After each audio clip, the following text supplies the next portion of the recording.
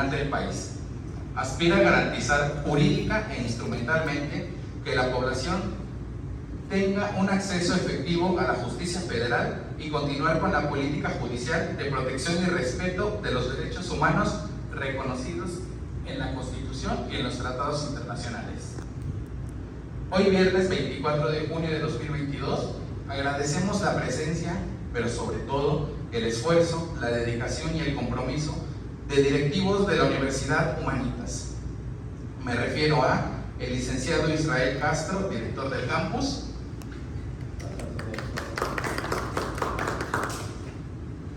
a la maestra Alma Edith Vargas, coordinadora académica, y a la maestra Joana Luceli Nava López, docente de la Universidad Humanitas. De igual manera, agradezco mucho el apoyo de su población estudiantil aquí presente. La actividad por desarrollar se denomina Un Día en la Corte y consiste en difundir las resoluciones emitidas y acciones emprendidas por la Suprema Corte de Justicia de la Nación.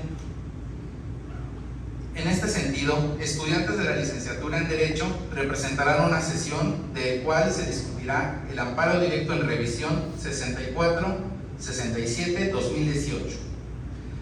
Sin nada más por agregar, demos inicio a la actividad, no sin antes ponernos de pie para recibir al Tribunal Pleno de la Suprema Corte.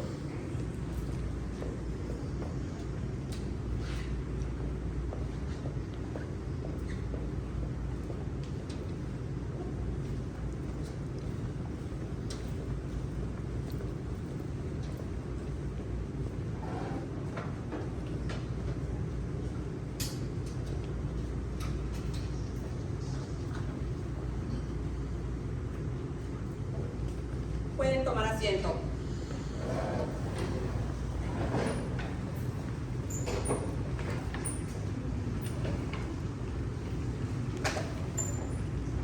Buenas tardes a todos los presentes, alumnos de la Universidad Humanitas, Campus Cancún de la licenciatura de Derecho. Le damos la más cordial bienvenida al Tribunal Pleno de la Suprema Corte de la Justicia de la Nación, Un Día en la Corte, con el tema Libertad de expresión, derecho a la información. Los abogados no deben ser considerados como personas privadas con proyección pública por el solo hecho de ejercer esa profesión. Agradecemos el apoyo a la maestra en Derecho Joana Luceli Nava López, que funge en esta actividad como ministro presidente. De la misma forma, agradecemos la invitación para realizar la presente actividad al licenciado Isaac Javier Gómez Valerio, encargado del área de vinculación de la sociedad de la Casa de la Cultura Jurídica. Para esta actividad, se someterán a discusión el amparo directo en revisión 64-67/2018 que analizará la Suprema Corte de la Justicia de la Nación con el asunto que se presenta. Cada uno de los participantes manifestará su opinión sobre los temas planteados y tratarán de llegar a una conclusión, la cual se confrontará con lo que se resolvió la Suprema Corte de la Justicia de la Nación al respecto. Cedo la palabra a la señora Ministro Presidente para dar inicio a nuestro evento y recibir al Tribunal Pleno de la Suprema Corte de la Justicia de la Nación. Gracias, señor secretario. Siendo las 17 horas del día 24 de junio del año 2022, se abre la sesión. Señor secretario, dé cuenta por favor de los presentes. Sí, Ministro Presidente.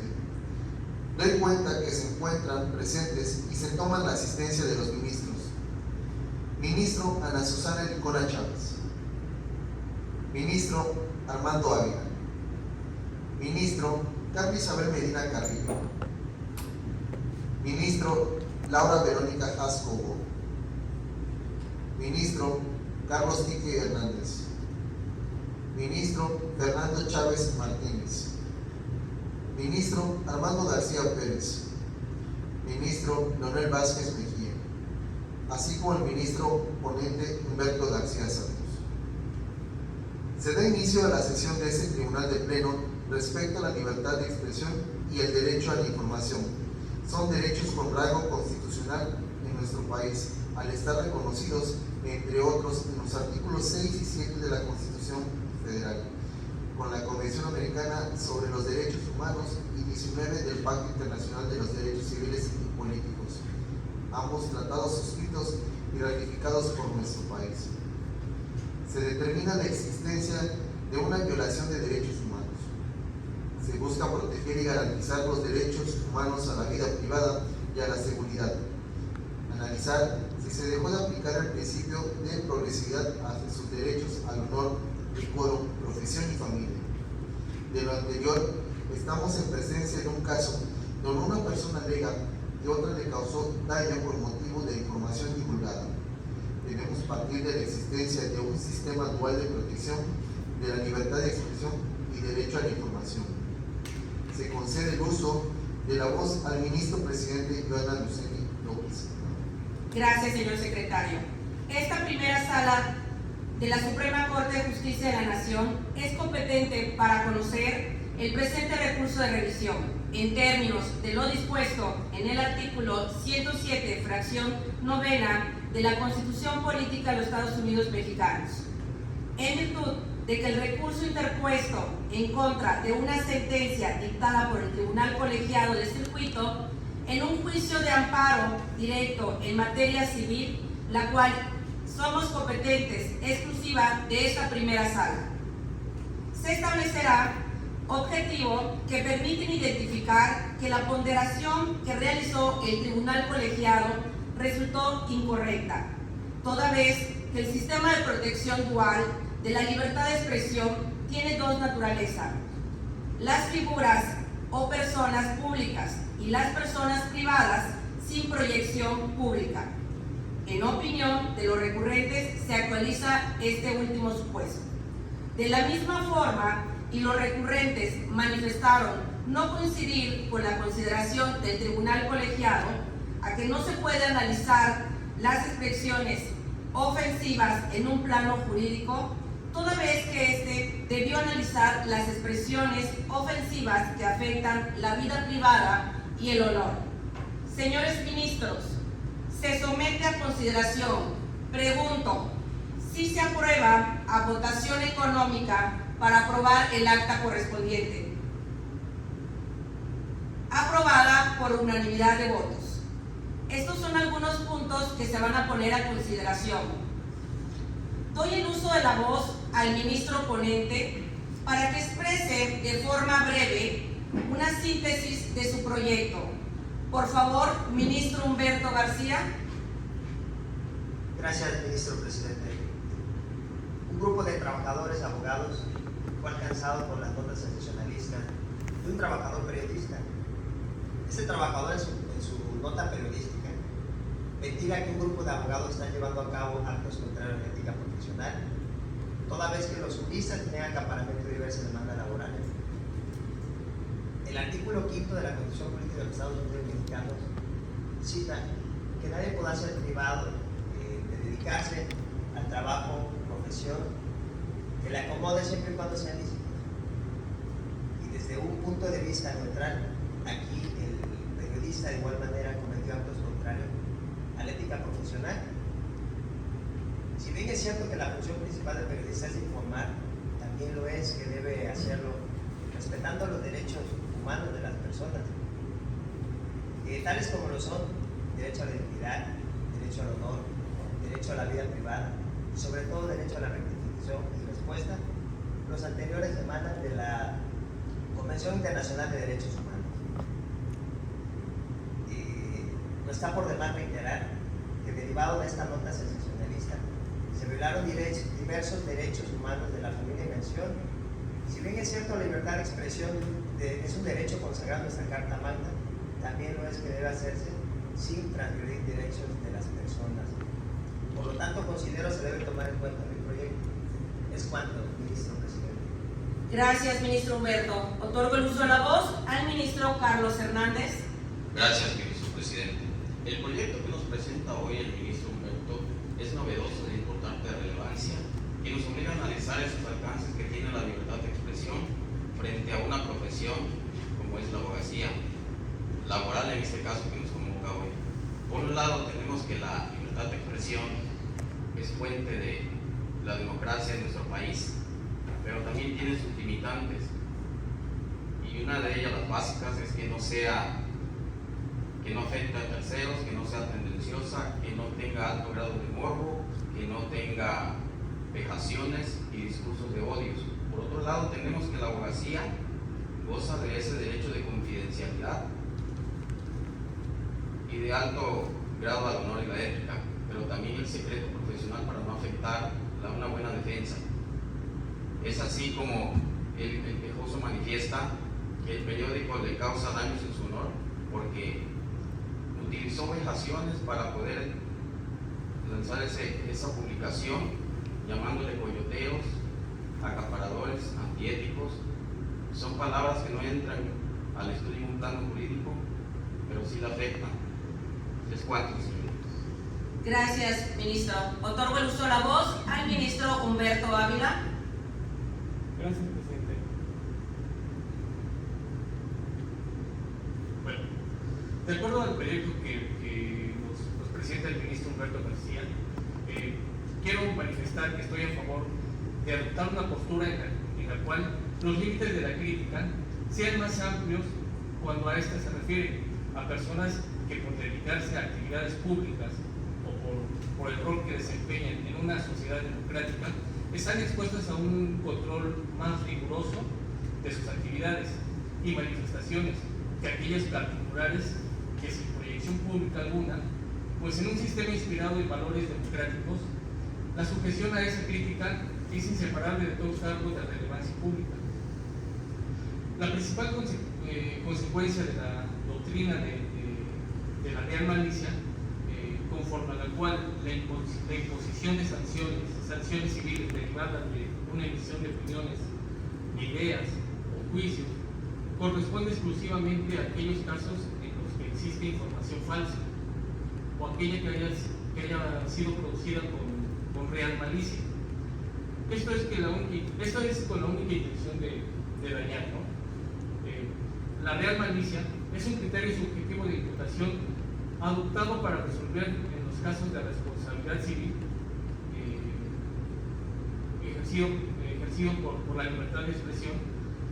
Esto significa que para poder condenar civilmente a personas en este tipo de asuntos debemos de verificar si se vulnera el derecho a la vida privada, si hay dolo o negligencia, si afecta el patrimonio moral, ¿sí?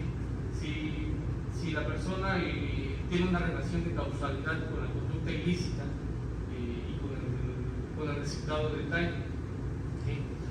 Por lo tanto, la intención de dañar no se acredita mediante la prueba de cierta negligencia o error o la realización de una investigación sin resultados satisfactorios, sino que se requiere que se acredite que el informador tenía conocimiento de la información inexacta, ¿sí? O que al menos duda de su veracidad y que obviamente tenga una despreocupación por verificarla, ¿no?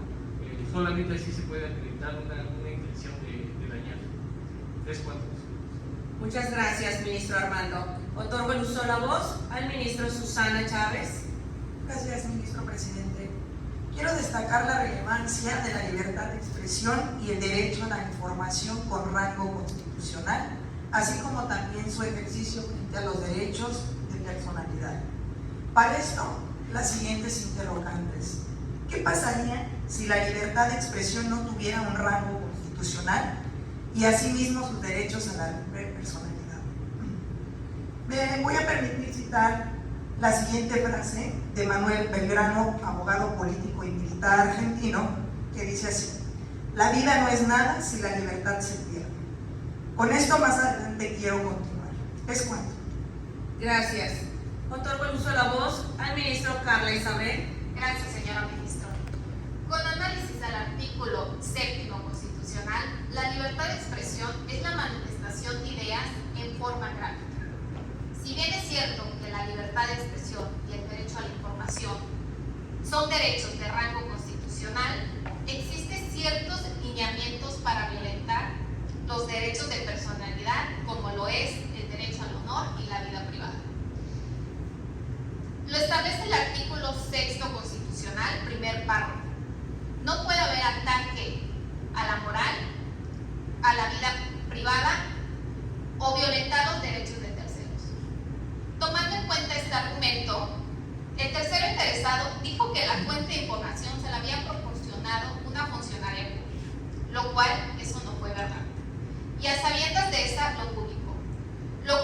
configura la real malicia. Es cuanto. Muchas gracias. Otorgo el uso de la voz al ministro Laura Verónica. Gracias, ministro presidente. De acuerdo con las manifestaciones del ministro Humberto, si bien es cierto que la libertad de expresión es un derecho constitucional, también lo es la privacidad de nuestros datos personales. En este sentido, debemos tomar en consideración el principio de ponderación, en el cual se realiza un análisis de derechos humanos en conflicto y de esta manera determinar cuál afecta en mayor rango al ciudadano, a fin de proteger el más valioso. Los artículos 6 y 7 de la Constitución Política de los Estados Unidos Mexicanos, el 13 de la Convención Americana sobre los Derechos Humanos, el 17 y 19 del Pacto Internacional de los Derechos Civiles y Políticos, establecen el derecho a la manifestación de ideas, el acceso libre a la información, buscar y recibir y difundir información e ideas por cualquier medio de expresión, siempre que no afecta a la moral, la vida privada o derecho de terceros, de tal manera que se establecen límites a la libertad de expresión, siendo una de ellas asegurar el respeto a los derechos o a la reputación de los demás. Por otra parte, el artículo 16, párrafo segundo de la Constitución establece que toda persona tiene derecho a la protección de sus datos personales. Por tanto, existe una afectación de mayor rango a los derechos humanos de quejos, toda vez que al difundir información incierta ha afectado en su honor, profesión y vida privada, pues no se han respetado los límites a la libertad de expresión que se establecen en los artículos ya citados. Es cuanto, ministro. Gracias. Otorgo el uso de la voz al ministro Fernando Chávez. Muchas gracias, ministro presidente. Analizando las circunstancias del caso y de conocido derecho, la ponderación como técnica de aplicación de las normas sobre los derechos fundamentales, una sentencia emitida por la Suprema Corte Constitucional de España, en la cual se debe de dar el máximo beneficio a los derechos humanos que están en conflicto.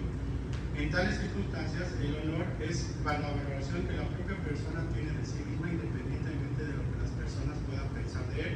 Y la libertad de expresión es la libertad de buscar, recibir, difundir opiniones o ideas de forma oral, escrita o a través de las nuevas técnicas de la información, las cuales no pueden estar sujetas a censuras previas sino a responsabilidades ulteriores y expresamente fijadas por la ley. Es sopesado que el derecho a la libertad de expresión tendrá una mayor ponderación con respecto del valor del quejoso. La información falsa puede ser refutada o solventada con la divulgación de más información. Incluso se puede dar el pie al derecho de réplica. En cambio, la posibilidad de que los informantes se abstengan de dar información con respecto de que ésta sea cierta o falsa implica una afectación desproporcional a la libertad de expresión que no tiene ningún tipo de remedio. Es cuanto. Muchas gracias. Otorgo el uso de la voz al ministro Armando García. Gracias, ministra presidente. Si bien es cierto que ya hemos escuchado y se han tocado principales artículos de diferentes normativas y parece ser que esto fuera algo superficial, es evidente que cada instancia responsable de dictar una sentencia tenga por un lado el principio de exhaustividad, pudiendo ser tal vez ahí el motivo, la razón o el resultado, un buen resultado a la protección de los derechos personales, al honor y lo que ahorita nos acontece en este tema. Por otro lado, también se han tocado puntos convencionales. Volvemos a lo mismo, no hay un punto en el que se pueda analizar desde otro punto de vista, desde otro panorama, para que esto tenga otro resultado, buscar un estudio mejor en el que se puedan hacer valer o analizar de un punto diferente los artículos ya citados por la ministra Laura, el 6 y el 7 de nuestra Constitución Política. Y pareciera ser que todo es de manera pasajera, o más bien quedándonos con lo que ya hay sobre estudio, sobre análisis ya puestos como jurisprudencias, y sobre esto que ya hay en existencia, determinamos o determinan las autoridades correspondientes sentencias, y vuelvo a repetir, sin aplicar el principio de exhaustividad, y por otro lado la libertad de expresión a la que nos dicen estos artículos constitucionales nos deja un poco a la deriva. Es evidente también que el tema actual pone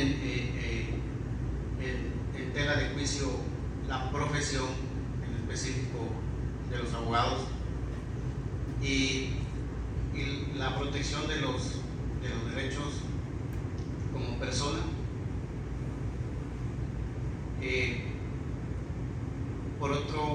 Por otro punto, o desde otro punto de vista, quisiera ahondarlo más adelante. Es cuanto, ministra presidenta. Gracias, señor ministro. Otorgo el uso de la voz al ministro Leonel Vázquez. Gracias, ministro presidente. Apegado a la manifestación del ministro Humberto, yo me manifiesto bajo estas ideas que la libertad de expresión es un derecho crucial para el desarrollo de la sociedad, siempre y cuando la circulación de la información, ideas y expresiones no dañen los derechos humanos de terceras personas, como un derecho muy importante, que es nuestros datos personales. Sabemos que la libertad de expresión puede ser difundida por cualquier medio. Sin embargo, es de conocido derecho que el artículo 16 de nuestra Carta Magna nos sustenta que nadie puede ser molestado en su persona, familia y datos personales. ¿A qué me refiero con esto? Que yo me puedo expresar libremente siempre y cuando no afecte a terceras personas en su moral y principalmente en su vida privada. Porque si bien es cierto, sabemos que los artículos que ya mencionaron mis compañeros ministros, que es el 6º y el 7º de nuestra Constitución, así como el artículo 19 de la Declaración Universal de los Derechos Humanos, nadie tiene derecho de prohibirte o limitarte a tu libertad de expresión, ya sea escrita, hablada o por cualquier otro medio. Pero también tenemos que tener en claro de manera propia y tener límites al expresarnos para que no dañemos los derechos de otras personas. Y algo muy importante, no difundir información incierta que afecte el honor o moral de otra persona. Es cuanto, ministro presidente. Gracias. Señores ministros, después de escucharlos, considero que se puede someter a votación para establecer lo que la mayoría señale respecto al recurso de revisión, su procedencia. Están a discusión los asuntos. Si no hay alguna observación, se consulta. En votación económica, ¿se aprueban los asuntos? Quedan aprobados los asuntos por unanimidad de 10 votos en los términos en los que propuso el señor ministro ponente. Por favor, secretario, continúe.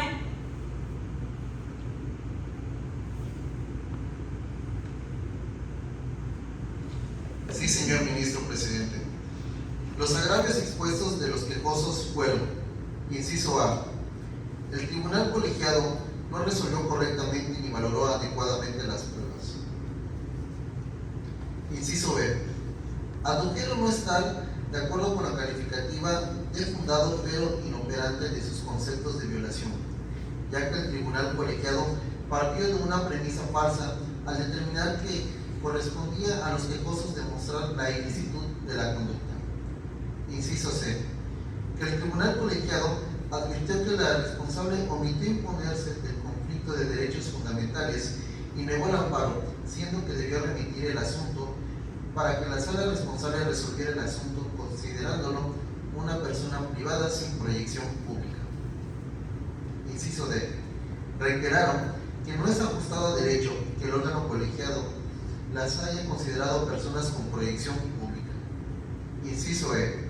Argumentaron no compartir la consideración del tribunal colegiado en cuanto a la jurisprudencia que invoca al describir el interés público de la información difundida. Primero, porque la información es falsa, y segundo, porque la información no tiene relevancia pública.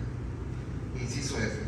Sostuvieron haber aportado pruebas suficientes para acreditar la falsedad de la información y la negligencia inexcusable, insistiendo que se le correspondía al periodista investigar los hechos, sin que los quejosos pudieran demostrar hechos falsos o inexistentes, reiterando a su vez argumentos sobre el interés público de la información.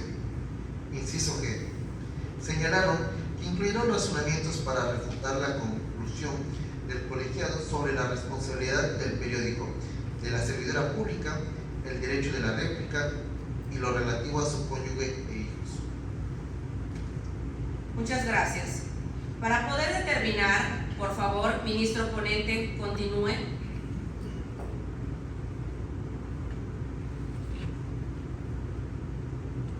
Gracias, ministro presidente.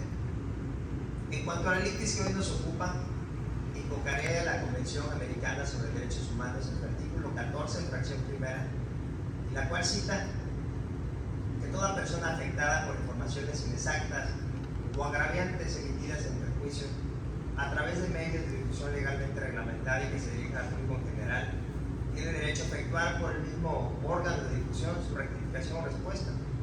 Y alusivo al tema que nos ocupa, me permitiré extraer un párrafo de la jurisprudencia 2015/2018 emitida por la Suprema Corte de Justicia de la Nación, donde cita que las personas no estarán sometidas a un mayor escrutinio de la sociedad en su honor, privacidad, durante toda su vida, sino que dicho umbral de tolerancia deberá ser mayor solamente mientras realicen funciones públicas, pues estén involucrados en temas de relevancia pública. Eso no significa que la proyección pública de las personas las prive de su derecho al honor, sino simplemente que el nivel de intromisión admisible será mayor, aunque dichas intromisiones deben estar relacionadas con aquellos actos en que sean de relevancia pública. Aquí hace alusión a la doctrina de real malicia o malicia efectiva. Esta doctrina se traduce en la imposición de sanciones civiles exclusivamente en aquellos casos en que exista información falsa, en caso de derecho a la información, o que haya sido producida con real malicia, aplicable tanto al derecho a la información como a la libertad de expresión. El estándar de real malicia requiere para la existencia de una demanda por daño moral, por la emisión de opiniones e ideas o juicios que hayan sido expresados con la intención de dañar, para lo cual la nota publicada en su contexto constituye las pruebas idóneas para acreditar dicha intención. La Suprema Corte de Justicia de la Nación cometió un acto de omisión al no tomar en cuenta los artículos mencionados y mismos que emanan de la citada Convención Internacional de Derechos Humanos. Es cuanto. Gracias. Otorgo el uso de la voz al ministro Fernández Chávez. Bueno, en desacuerdo con la condición de que se le da al actor de persona particular por interés público derivado de su profesión, estoy en desacuerdo en la situación de que cualquier profesión puede ser tomada como una persona de interés público. Pero una vez que el actor ya fue catalogado como una persona particular con interés público, y en el caso Herrera Ulloa versus Costa Rica, el Tribunal Internacional señaló que las personas que influyen en cuestiones de interés público se han expuesto voluntariamente a un mayor riesgo de sufrir críticas, ya que sus actividades salen del dominio de la esfera privada para insertarse en la esfera del debate público. El actor, para acreditar la real malicia o la malicia efectiva, debe de acreditar que la información que se daba era una información falsa. En segundo término, debió de recurrir a su derecho de réplica. Hay que recordar que esta está contenida en la Constitución y no debe de ser pasada por alto. Una vez que una persona es traída a una esfera de persona pública, debe de haber ejercido su derecho de réplica. Es cuanto sucedió. Gracias. Otorgo el uso de la voz al ministro Laura Hash. Gracias. En favor del proyecto, ya que si bien es cierto que existe un derecho a la libertad de expresión, también lo es que existen limitantes que debieron respetarse. Por tanto, existe una real malicia al difundir información incierta que ha afectado la vida privada, honor y reputación del quejoso. Es cuanto, ministro. Gracias. Otorgo el uso de la voz al ministro Carla Medina. Gracias, ministro presidente. Por tanto, yo estoy a favor del proyecto del ministro ponente, tomando en cuenta que la libertad de expresión debe tener límites que establece la ley y no dejar en estado de indefensión al virus. Es cuanto. Gracias. Otorgo el uso de la voz, ministra Susana. Gracias, ministro presidente. Bueno, como ya mis compañeros ministros hemos mencionado, creo que deja en relevancia esto de la libertad de expresión, ya que siendo de rango constitucional, yo me pronuncio a favor y no quiero dejar, o más bien quiero dejar en claro que al decir a favor estoy hablando de las dos partes, tanto del quejoso como del periodista y en este caso la tercera interesada. Es cuanto. Gracias. Otorgo el uso de la voz al ministro Armando. Gracias, ministro presidente.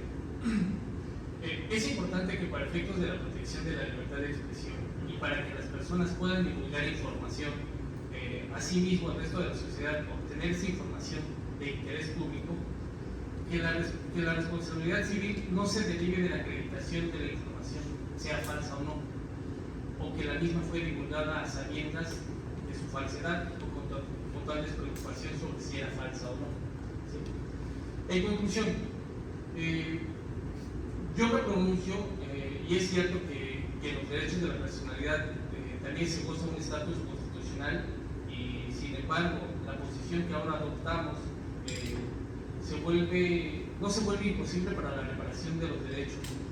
Simplemente al aplicar el criterio subjetivo de imputación de real malicia en las personas privadas, en casos de la información pública. Lo que en esta sesión buscamos es incentivar la existencia de mayor información, priorizando el debate público en temas de interés público. Es cuanto. Muchas gracias. Otorgo el uso de la voz al ministro Carlos Hernández. Gracias, ministro presidente.